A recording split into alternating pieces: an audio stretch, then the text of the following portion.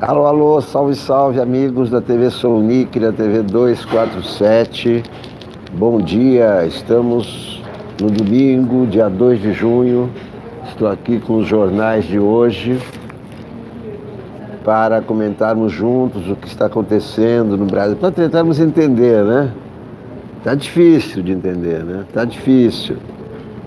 Mas a gente vai tentando entender para decifrar a situação, sempre juntos, né? Porque sozinho a gente não consegue fazer nada. Então eu aqui falando, vocês escrevendo, a gente chega a algumas conclusões. Enquanto vocês estão chegando, eu vou tomar a média. Seu garçom, faça o favor. Alô, Ana Teixeira Lula, já está aí? Bom dia, bom dia. Seu Mourão, faça o favor de devolver. Povos soberanos, bom dia, bom dia. Seu Mourão, faça o favor de devolver depressa a democracia, nem que seja requentada, com muito pão e liberdade à beça. Milene Chaves, bom dia. E não se esqueça, joga fora a laranjada, fecha a porta para a direita, que isso é passado. Esses bolsominions fazem mesmo muito mal. Tira Damares Vélez e o Salles, Ernesto Araújo e tudo quanto é general. Roberto Filho, bom dia. Se você ficar lá no Planalto, eu me atiro do prédio mais alto. Volta logo pro quartel, antes que uma quartelada te rebaixa, coronel. Seu Mourão tá na selva. Seu Mourão foi fazer uma caminhada da saudade com os colegas de farda pela selva amazônica. Isso são atividades militares e não a política. Política não. Esse atualmente é o 10º governo militar. Emilson Machado, bom dia. Esse governo Bolsonaro é o 10º governo militar.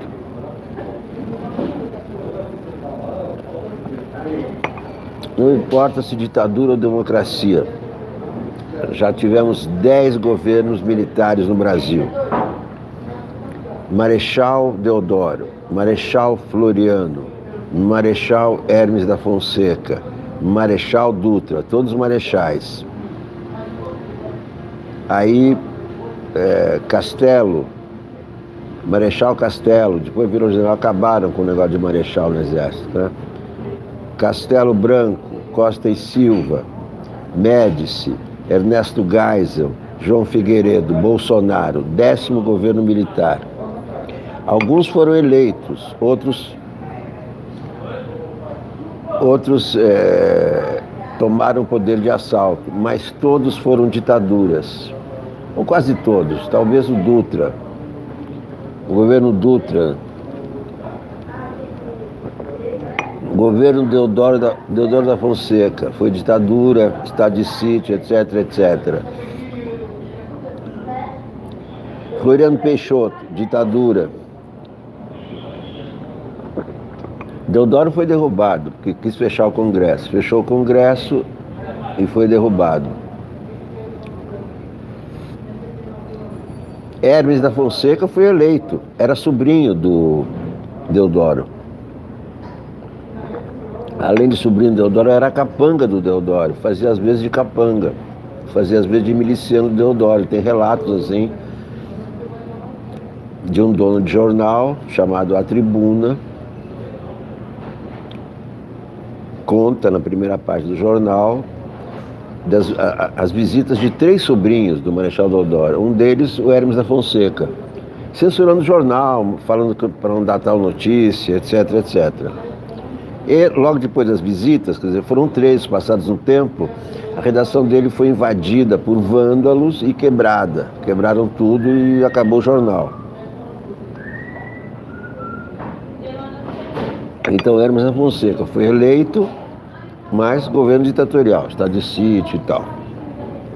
Bom, o próprio governo Getúlio Vargas foi totalmente um governo militar também. E quem levou Getúlio ao poder foram os militares, que derrubaram o Aston Luiz. E quem tirou o Getúlio do poder também foram os militares, Góes Monteiro e tal.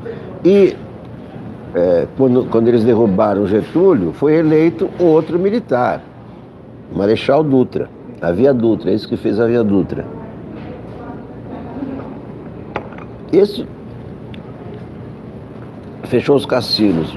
Esse não tem notícia de autoritarismo e tal, o Dutra. Bom, depois do Dutra foi eleito Getúlio, tá certo? Que já tinha esses precedentes militares, ele foi derrubado pelos militares de novo. Pela segunda vez, Getúlio foi derrubado por militares 2 vezes. Uma em 46, quando os militares voltaram da campanha da Segunda Guerra, ganhou a Segunda Guerra na versão dos Estados Unidos. Quem venceu a guerra foram os Estados Unidos. E como os Estados Unidos venceram uma ditadura, a ditadura nazista, não seria coerente o Brasil continuar sendo uma ditadura. E aí os generais tiraram Getúlio do poder, tiraram numa boa, falando para ele, melhor ir embora e tal.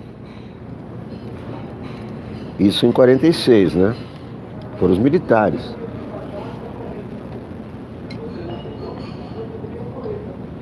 E aí veio constituinte, eleições, não sei o quê, e o Dutra. Aí o Dutra não pôde ser o anticomunista que ele era um fervoroso anticomunista. Mas todos esses militares têm uma paranoia de comunismo, porque havia comunismo dentro do exército, que era o Prestes, né?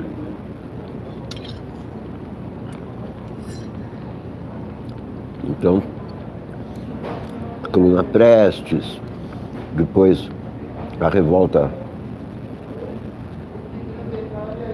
de 35, dos comunistas do exército. Então, todas as revoluções, contra-revoluções, aconteceram no âmbito do exército, não foram com... Mesmo a luta armada dos anos 70 só aconteceu porque tinha capitão Lamarca, tinha sargentos, tinha tenentes, quer dizer, gente do exército que se uniu a estudantes, professores, etc. Mas tinha sempre gente do exército. Então, se você pegar o século XX, no Brasil, durante 85 anos, os militares mandaram no Brasil, só não mandaram nos últimos 15 anos.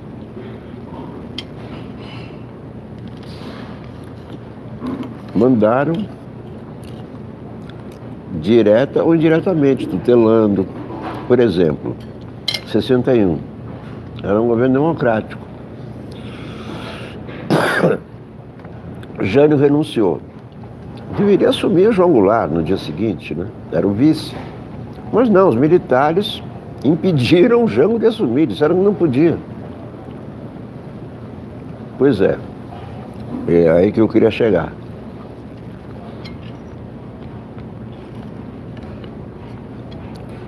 Eu nunca vi nenhum estudo a respeito, mas eu me pergunto e pergunto a vocês, será que essa instabilidade do século XX no Brasil, provocada por militares, tem alguma coisa a ver com o desenvolvimento pífio brasileiro? Não é uma questão a se pensar? Eu nunca vi um economista, porque sempre se analisa a economia como uma área autônoma. Mas quem provocou a instabilidade política no Brasil durante o século XX foram os militares. não só na ditadura de 60, desde o começo, desde a proclamação da República. Você vê que é irônico, né? Os militares libertaram o Brasil do imperador, mas que era um civil. Dom Pedro II era um civil, não era militar.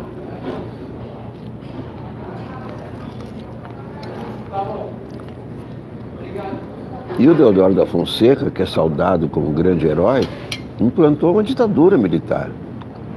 Durou 2 anos apenas.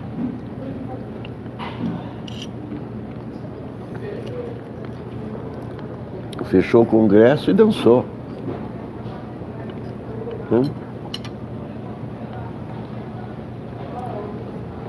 Veio Floriano Peixoto, que era o vice dele. Mesma coisa.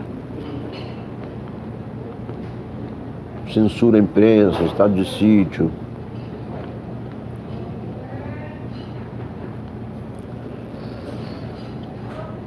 Governos civis do começo do século XX também. Inviabilizados por revoltas militares. Revolta militar a toda hora. 22, 24, 32, 30, 32, tudo revolta, revolução de 30, a revolta de 22, a revolta de 32, o golpe de 37. O Brasil viveu o século XX de golpe em golpe, de treta em treta. Como é que um país pode crescer num clima desse?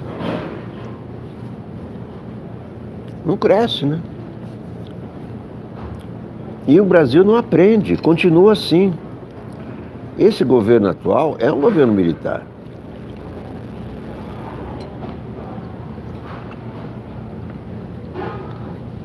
A diferença é que pela primeira vez não é um general, não é o cara mais qualificado da cúpula militar que está no poder, mas sim um capitão, um reles capitão.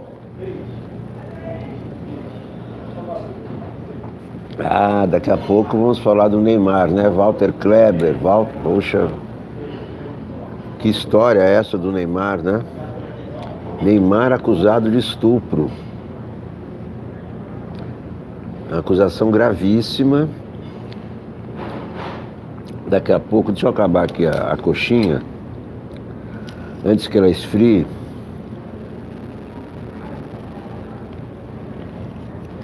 Então, acho que a primeira definição desse governo é que é um governo militar. A cabeça do presidente é a cabeça de militar. Os militares estão espalhados por todo o governo. Eu estou comendo uma coxinha.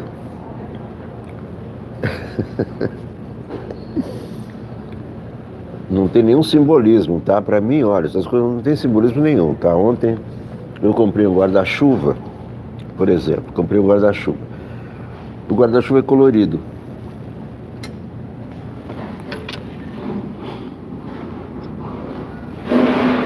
Ó, o guarda-chuva é colorido. O guarda-chuva é legal, ó, cabo de madeira, forte, firme. Aí eu cheguei em casa e perguntei se meu filho queria. Aí ele falou, aí esse guarda-chuva é muito gay.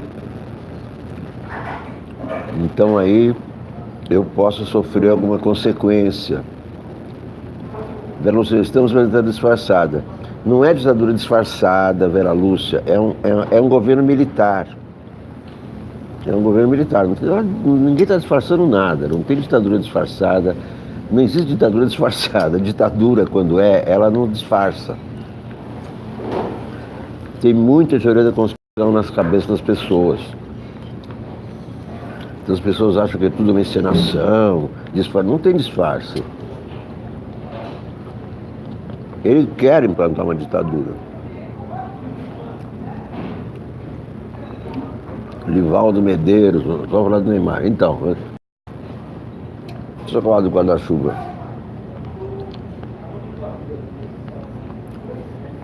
Para mim é só um guarda-chuva colorido, com cores. Para mim o que importa é ser um guarda-chuva forte, que parece que é porque está ventando muito durante as chuvas, né?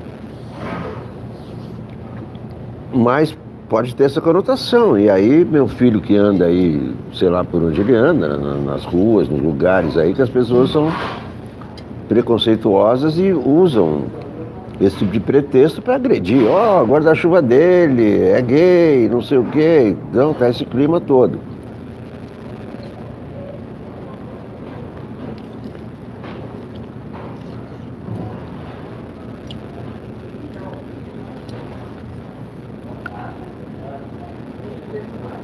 Mas a minha coxinha não é simbólica, tá? Eu nunca aceitei e não aceito esse tipo de divisão de coxinhas e petralhas. Isso é uma idiotice, só fez mal ao país. O Reinaldo Azevedo, que inventou isso aí agora, está até se sentindo culpado, porque agora ele critica o Bolsonaro o tempo todo. Está vendo o que esse governo representa. Mas vamos então, já que eu acabei a coxinha, ao caso Neymar, que nem está nos jornais. Está nas redes. Deixa eu ver aqui se o Globo já viu alguma coisa, eu acho que não. O que pensam os generais no governo, olha aqui. Tá vendo? Isso aqui é um governo militar, tá vendo? Não é ditadura. Não necessariamente governos militares são ditaduras, mas acabam pelo estilo do cara, porque o cara quer transformar o país num quartel. Então, esse é um governo militar que foi eleito. O governo de Hermes da Fonseca foi eleito em 1910, ano de fundação do Corinthians, né? Os assessores têm dificuldade de explicar trabalho para Flávio. Então, tem muitos assuntos aqui na Folha. Bolsonaro pode estar com estresse pós-traumático. Escreve Merval Pereira. Interessante. Ascânio Seleme, no Brasil não há responsáveis pelas mazelas. Miriam Leitão, à beira da recessão, país perde tempo com irrelevâncias. Hélio Gaspari, a fábula do investidor de fora no Brasil. Lauro Jardim, Petrobras terá de vender 50% das refinarias. Dorit Harazim, Bolsonaro vive em solo intergaláctico. Bernardo Melo Franco, Museu Nacional com Kaiserá. Então o caso Neymar ainda não chegou ao jornal, não chegou ao Globo. Estadão também acho que não. Deixa eu tirar os jornais aqui para não atrapalhar o fundo. Desempregado sem formação não consegue nem trabalhos básicos, diz o Estadão. Eleitor de segundo turno se afasta mais de Bolsonaro. Interessante isso aí, né? Daqui a pouco, tudo sobre o caso Neymar, tá? Tudo sobre o caso Neymar. Áudios apontam repasse de 1.800.000 a Paulinho. Paulinho da Força, né? Fernando Henrique Cardoso escreve na página A2: tarefa dos que não acreditam em carisma e demagogos é reforçar a crença na democracia. Eliane Cantanhede, aparentemente Bolsonaro gosta de todo o foco nele, não no governo e nas soluções para o país. Estado lança o monitor Bolsonaro, ferramenta no estadão.com.br, acompanha o dia a dia dos projetos do governo e o andamento dos temas no Congresso. Entrevista com o ex-presidente do Banco Central, Afonso Celso Pastore.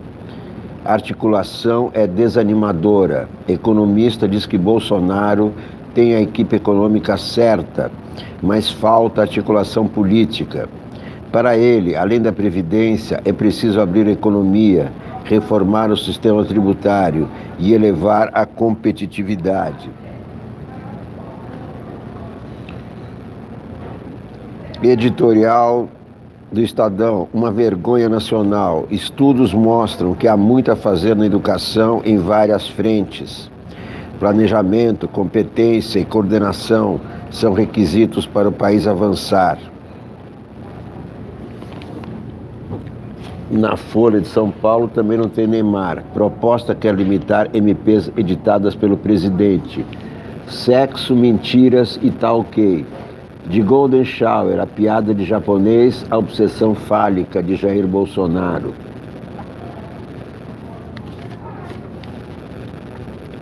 Bruno Bogacian escreve, moda do atraso em Brasília. A Câmara gastou 30 minutos na última semana, batendo boca sobre trocar ou não o termo gênero por sexo em cadastros do INSS, como se isso fizesse diferença. É uma casa de loucos, resumiu um deputado. É uma casa de loucos. Isso aí o Renan Calheiros falou mais ou menos a mesma coisa durante o impeachment da Dilma, lembram? Pibinho e conflito distributivo. Samuel Pessoa. Com déficits seguidos e dívida pública em trajetória explosiva, o Congresso se recusa a arrumar a política fiscal. A reforma da Previdência não anda, novos impostos não são criados, assim o investimento não voltará. Portanto, não é a Previdência, a reforma que vai trazer investimento. Olha que os economistas falando, essa chantagem do governo de que os investimentos, essa mentira, né, na verdade. Mentira, na verdade, mas é isso aí. Essa mentira de que a reforma vai trazer investidores está aqui escancarada. A mentira de que vai criar empregos está escancarada pelos economistas, tudo mentira. É tudo jogo de cena. Não tem que reformar a Previdência, não. Tem que investir na indústria, a indústria que dá emprego. Investir na construção. Bom, vamos ao caso Neymar. Estão todos ansiosos para falar no caso Neymar. O caso é o seguinte. O caso do Neymar é o seguinte. Eu até anotei, porque não está nos jornais. É o que aconteceu. No dia 12, a moça, da qual não se sabe o nome, mas é de São Paulo,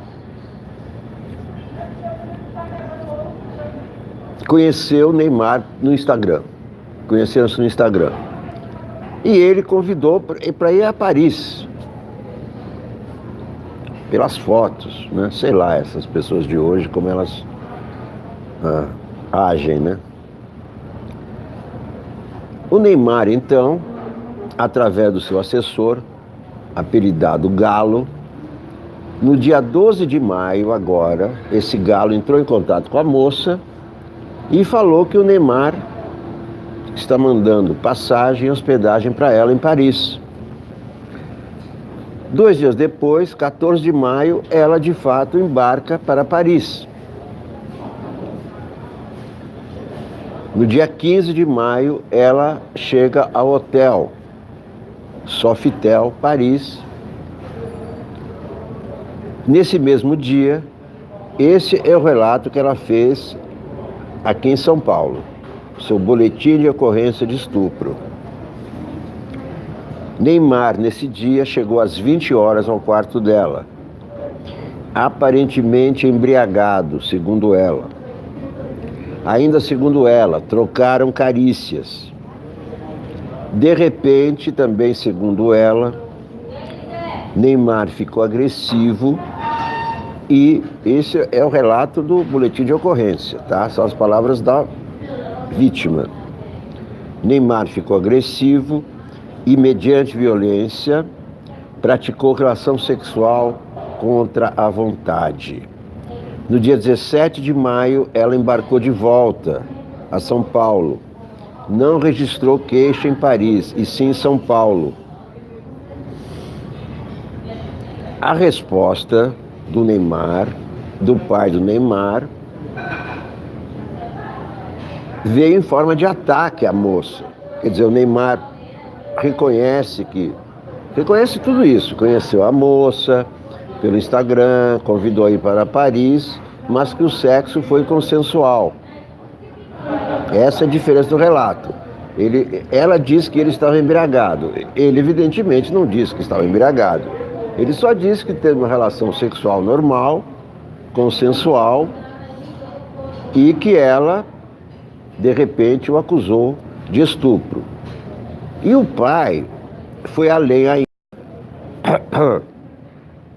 falando de extorsão, que algum advogado já teria praticado alguma tentativa de extorsão. Bom,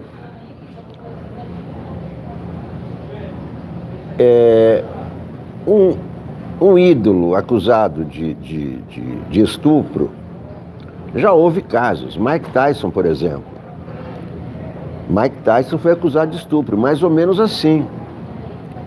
Ele subiu no hotel, ao quarto do hotel com a moça, e a moça acusou de estupro. Porque é o seguinte, uma coisa é você convidar, ou você, né, estar ali. Outra coisa é o jeito como isso acontece.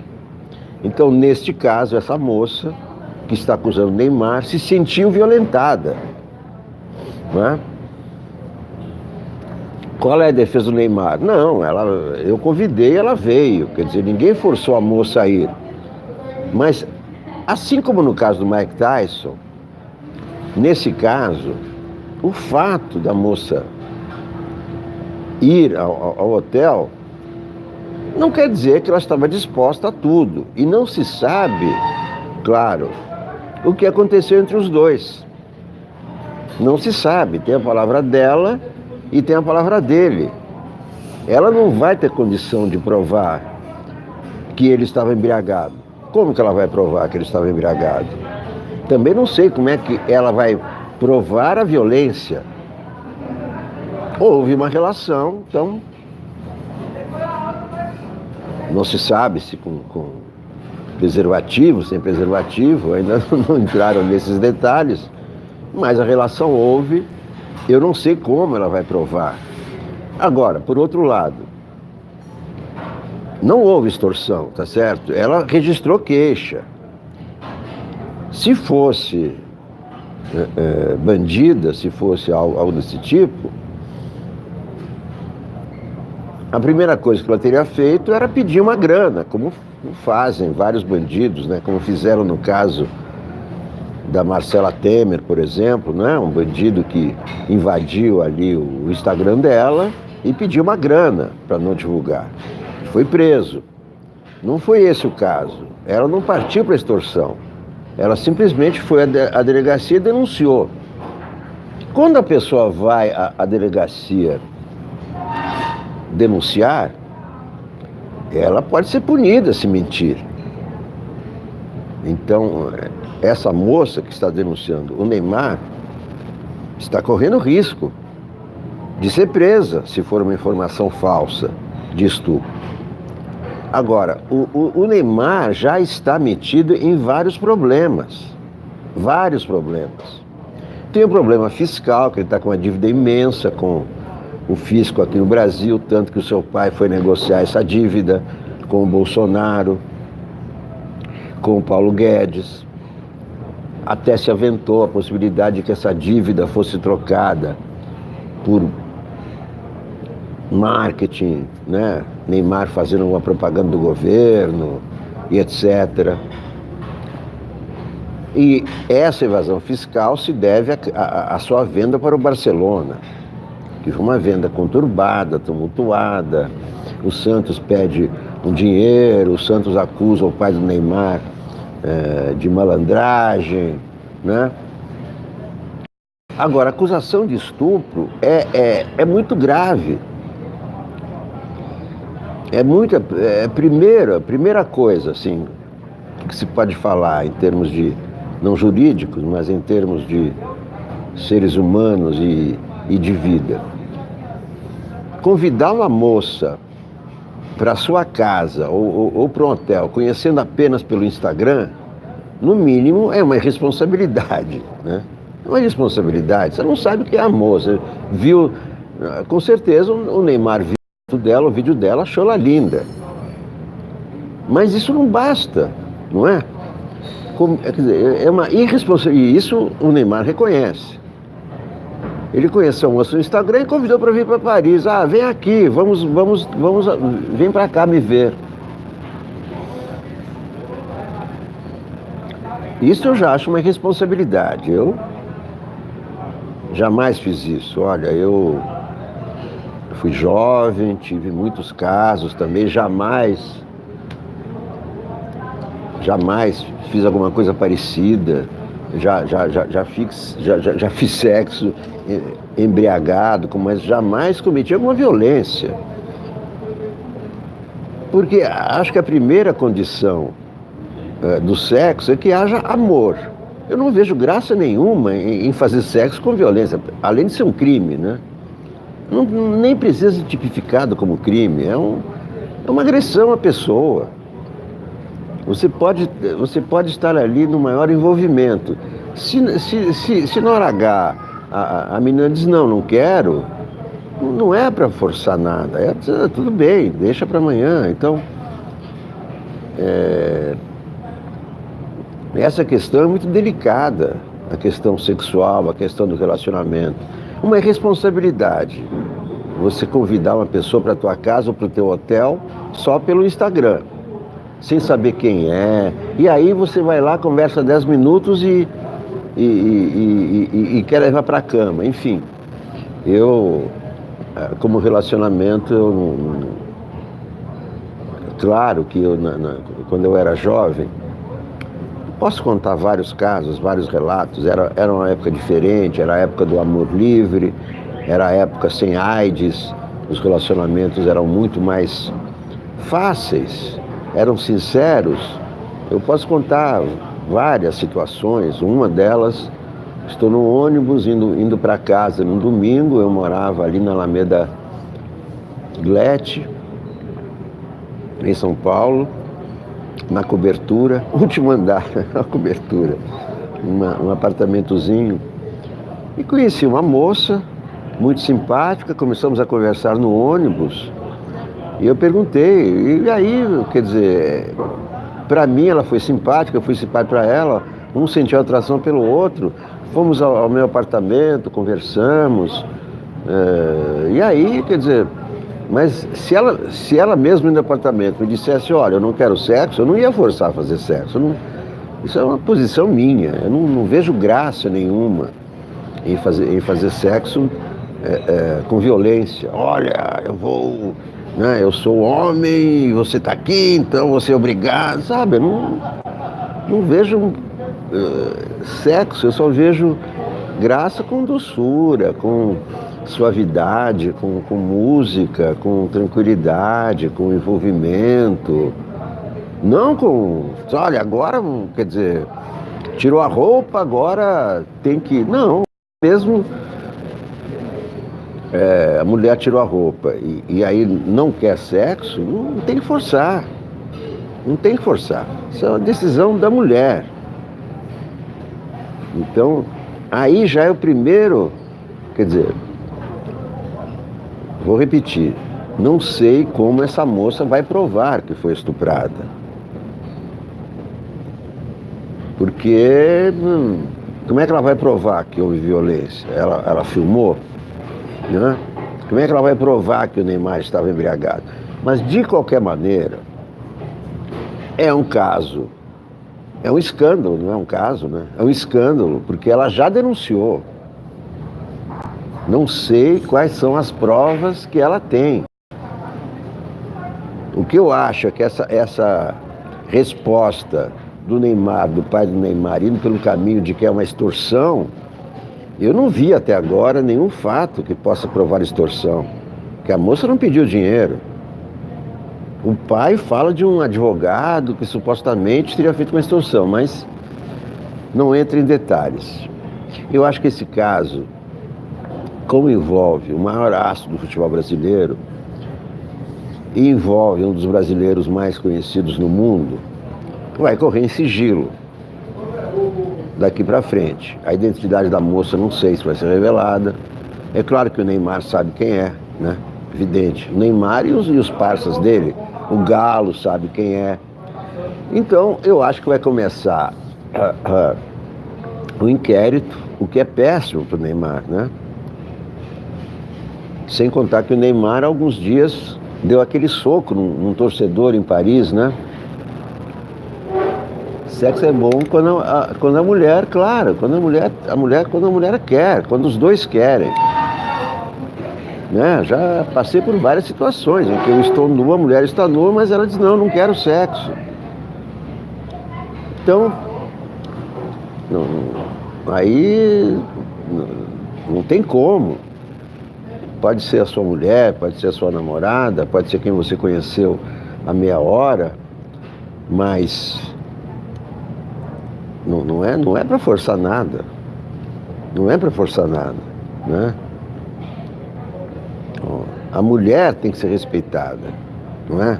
Isso é anatomicamente falando, não é?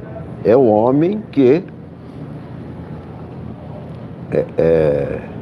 penetra na mulher, não é? É assim que é, não é? Então, só pode fazer isso com um consentimento total, não só consentimento, é com o envolvimento total da mulher, né? A mulher está afim, mesmo naquela hora.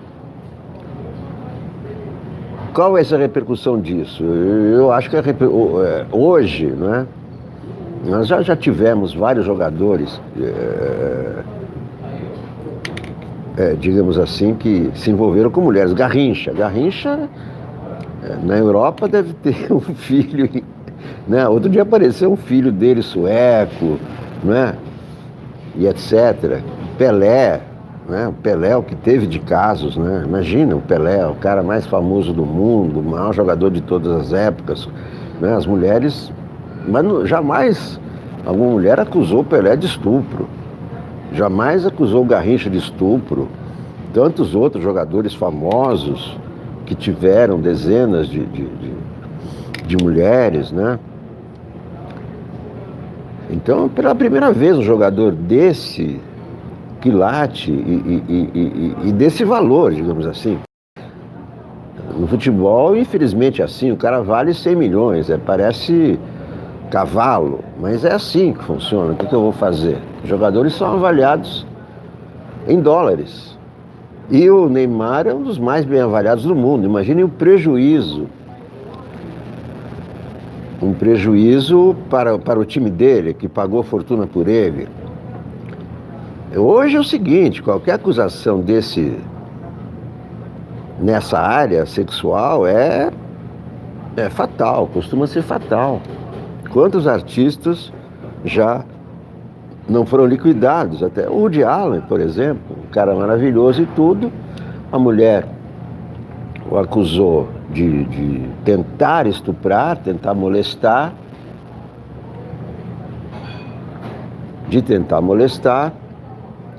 e hoje ele está sendo, até a biografia dele está sendo recusada por uma editora. Imagina, a biografia do Woody Allen, a editora recusa, uma coisa impensável até há pouco tempo.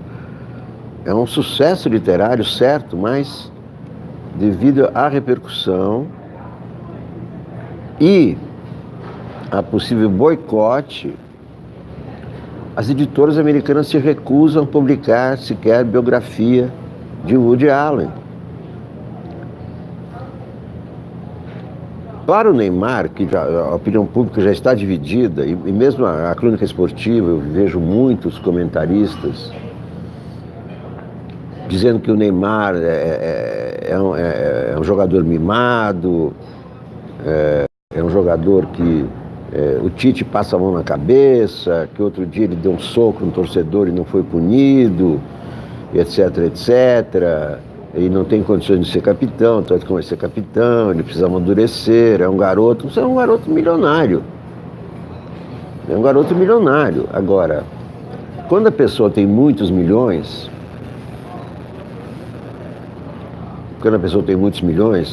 não sei do meu caso, porque eu nunca tive, mas a pessoa se acha muito poderosa, né? muito poderosa. A pessoa pode tudo. Você imagina a grana do Neymar, né? O cara ganha assim, vai fazer um comercial, ganha 5 milhões de euros. Você multiplica isso por 5, 25 milhões de reais. Ah, o que eu vou fazer com 25 milhões de reais? Ah, vou comprar um helicóptero. Ah, vou comprar aquela moça lá, tá em São Paulo, mas ela é bonita, traz aqui para Paris. Quer dizer, o cara não tem limite, se sente muito poderoso. E quando você se sente muito poderoso, você facilmente ultrapassa os limites. Não é? Você se sente protegido. Pô, meu dinheiro resolve tudo.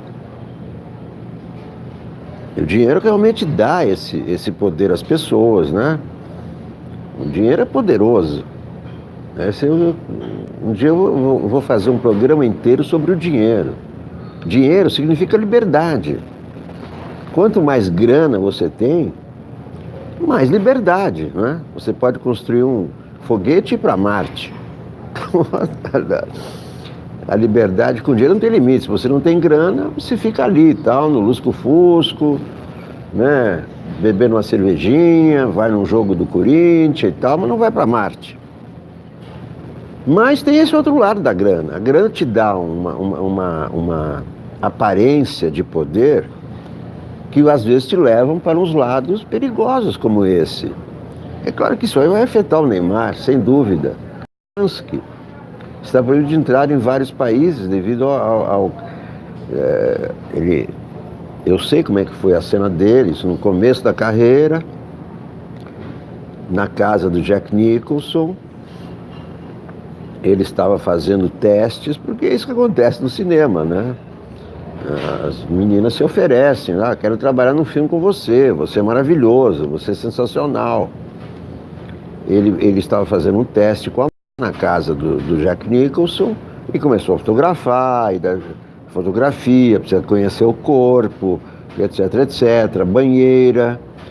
Na banheira, parece que ele deu alguma coisa para a moça ficou ali meio desacordada e foi estuprada.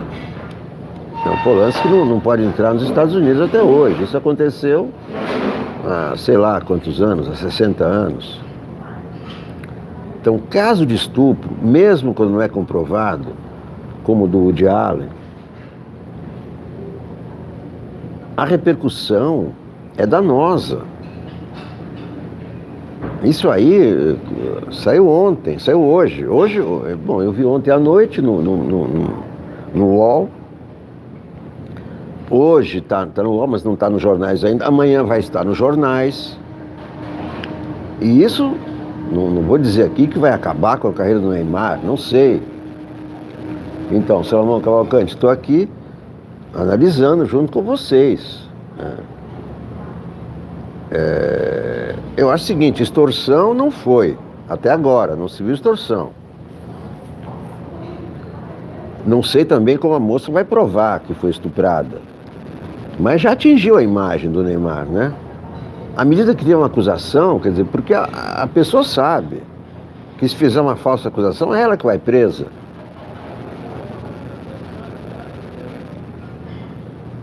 Né? Então seria um absurdo. A moça quer ser presa, ela vai lá e diz, Neymar me estuprou. Eu vou na delegacia e falo, olha, a Xuxa me estuprou, me obrigou a fazer sexo com ela. Eu que vou preso. Então é uma acusação gravíssima. Estupro é crime hediondo. Não é uma coisa qualquer, não é um furto, sei lá, um beijo roubado, passou a mão nos meus seios, né? Me beijou, mesmo isso, né? O mesmo beijo, um beijo forçado, esse beijo não é um beijo roubado, é uma agressão, né? Agora, estupro é uma situação, né? Os dois ali estão nus, né? Estão nus. E o Neymar admitiu tudo, admitiu como conheceu a moça, admitiu que chamou a moça, admitiu que foi ao hotel, só não disse que estava embriagado.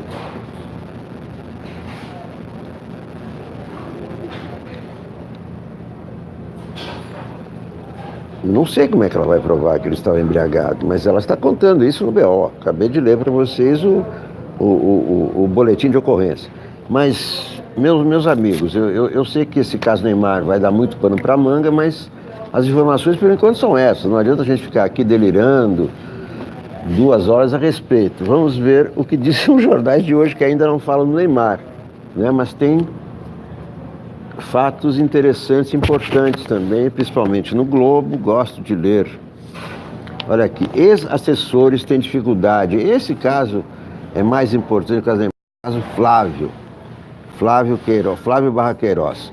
4 ex-assessores do hoje senador Flávio Bolsonaro, todos parentes de sua ex-madrasta, Ana Cristina Siqueira Vale, todos parentes de sua ex-madrasta, que foi casada com o Bolsonaro, né?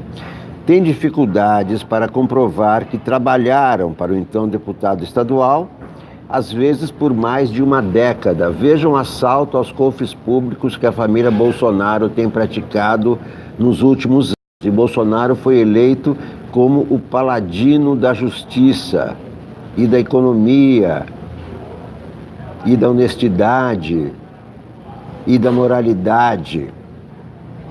Eles viviam em Resende, interior do Rio. Alguns nunca tiveram crachá funcional. Um cursou faculdade em tempo integral e morou em outro estado, mesmo lotado no gabinete. Flávio disse que eles eram qualificados para as funções, mas não esclareceu o que faziam. Eles empregavam pessoas para ganhar o salário e devolver para eles. São assaltos aos cofres públicos durante anos e anos. Flávio Bolsonaro. E agora estão estuprando o Brasil. O fantasma da facada, escreve Merval Pereira. Muitos estão convencidos de que a facada de Adélio Bispo foi a verdadeira razão da vitória de Jair Bolsonaro. Além do impacto emocional, permitiu que ele não se expusesse nos debates. É uma maneira de menosprezar a liderança intuitiva de um político populista que estava no lugar certo, na hora certa, para galvanizar o sentimento majoritário dos brasileiros. Mas a facada pode sim ter tido um papel fundamental do ponto de vista psicológico nas futuras atuações do presidente eleito.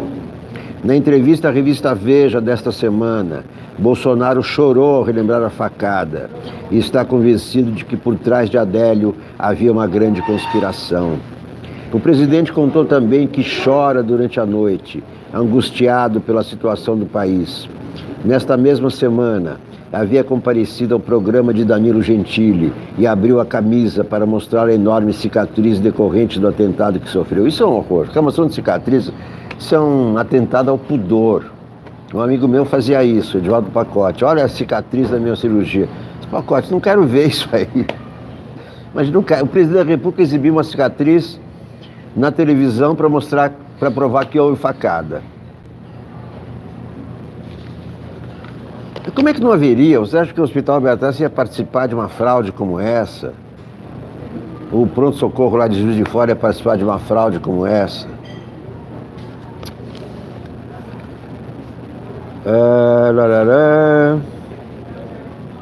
O fantasma do drama vivido naqueles dias não abandona o presidente nem seus filhos. Carlos, o filho 02, o mais ligado ao pai, depois de terem ficado anos sem se falar, é também o mais emotivo. Seu depoimento à Leda Nagli sobre o atentado e os dias subsequentes são reveladores do sentimento que domina a família até hoje. Lutando para não chorar, ele descreveu o pavor que viveu ao lado do pai. Primeiro, no momento da facada, levando-o para o hospital, tentando que não desfalecesse. Depois, conta que viu o coração do pai parar e ser ressuscitado 2 vezes. Viu suas vísceras serem retiradas do corpo e desabafa. Ainda tem FDP que diz que a facada foi fake. Bolsonaro e o filho Carlos podem estar sofrendo de transtorno de estresse pós-traumático. Essa é a revelação interessante do artigo do Merval. Transtorno de estresse pós-traumático, que ocorre em pessoas que vivem situações com risco de ou presenciam situações em que outros sofrem esse risco ou mesmo morrem. O tema foi aventado pela primeira vez no blog do Saboia, nos primeiros meses do governo, quando começaram as crises internas. Há médicos que descrevem como decorrência desse transtorno, transtornos de ansiedade, de humor, anorexia nervosa, paranoia, narcisismo. Antônio Egídio Nardi, professor titular do Instituto de Psiquiatrias da UFRJ, diz que esse transtorno é um sofrimento psíquico muito comum em nossa sociedade violenta e, às vezes, menosprezado ou desconhecido, o que retarda o tratamento e prejudica muito a qualidade de vida das pessoas que sofrem. Algum transtorno, com certeza, ele tem. A meu pedido, diz Merval, o professor Nardi falou do transtorno de uma forma técnica e não do caso específico de Bolsonaro, que nem conheço e, portanto, nunca examinei, diz o doutor.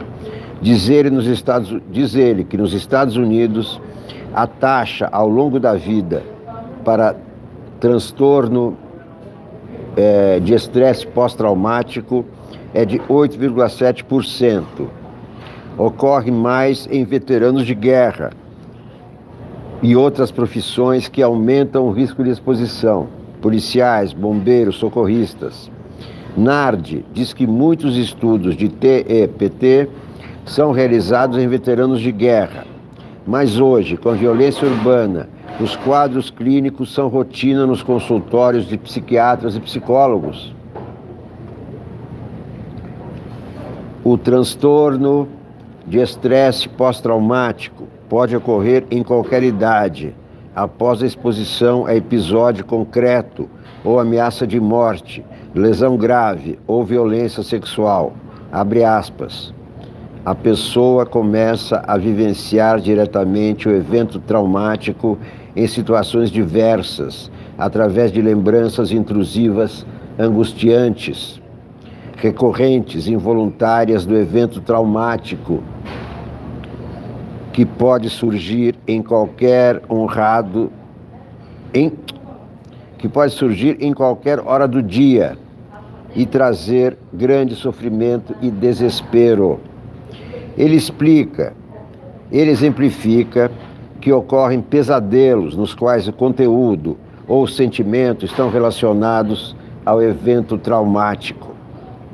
O indivíduo começa a evitar situações que lembrem o evento, pessoas, lugares, conversas, atividades, objetos, situações que despertem recordações, pensamentos ou sentimentos angustiantes acerca de ou associados ao evento traumático. A ênfase é nas lembranças recorrentes do evento, as quais normalmente incluem componentes emocionais e físicos. O professor Antônio Nardi diz que os sintomas comuns de revivência são pesadelos que repetem o evento em si. O tratamento envolve psicoterapia e uso de medicamento. O prognóstico é muito bom. É bom ressaltar que o transtorno se reflete no campo psíquico, podendo ter efeitos físicos, mas não tem interferência no pensamento cognitivo e ideológico do paciente. Então, essa é a coluna. Ele tem, segundo Merval, Bolsonaro pode ter um transtorno pós-traumático. Olha aqui a charge do Chico. Transtorno pós-traumático, o deputado fala em casa de loucos. Muitos dizem que é um hospício. A tesouro e guarda-chuva, escreve Bernardo Melo Franco. Sobre os cortes no Museu Nacional. 9 meses depois do incêndio, o que sobrou do Museu Nacional voltou a conviver com más notícias. O governo cortou 11,9 milhões que seriam destinados às obras de reconstrução. A tesourada equivale a 21% de uma emenda ao orçamento apresentada por deputados federais do Rio. É assim que o governo trata a cultura no Brasil. Perdidos na Terra, escreve Dorit Hanassin. Difícil conceber missão mais atordoante para a mente e o corpo do que a empreendida em julho de 1969 pelo americano Neil Armstrong. Sair de uma nave espacial, Apollo 11, e pisar na Lua. Na Lua, caramba!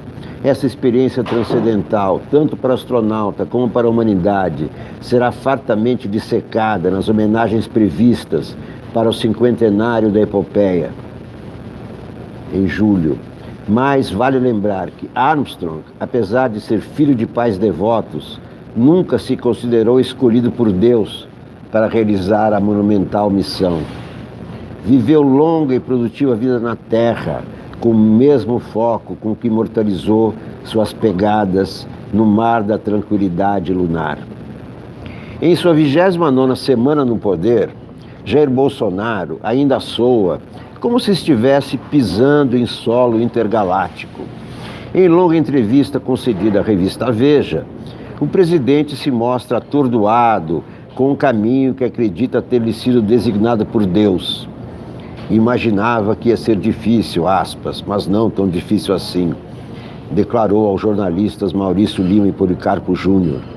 Essa cadeira aqui é como se fosse criptonita para o super-homem, mas é uma missão. Entendo que Deus me deu o milagre de estar vivo. Disse, referindo-se ao atentado à faca que sofreu em setembro passado. Nenhum analista político consegue explicar como eu cheguei aqui, mas cheguei e tenho de tocar esse barco. Na sexta-feira, poucas horas após a publicação da entrevista, regada a lamentos e autoelogios superlativos, deu uma remada a mais no seu modo de tocar o barco. Aspas, será que não está na hora de termos um ministro evangélico no STF?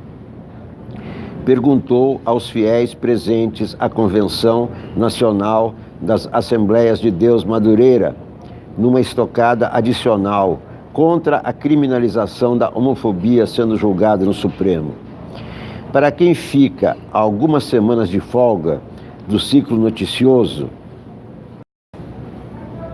24/7, pousar novamente no planeta Brasil de 2019 não é banal. O país parece uma casa de espetáculos com programação múltipla, disfuncional.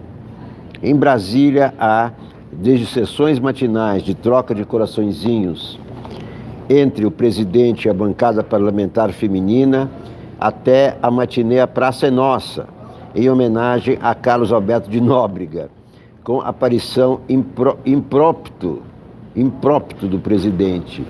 Mas há, sobretudo, o horror sazonal das matanças intestinas nos presídios nacionais.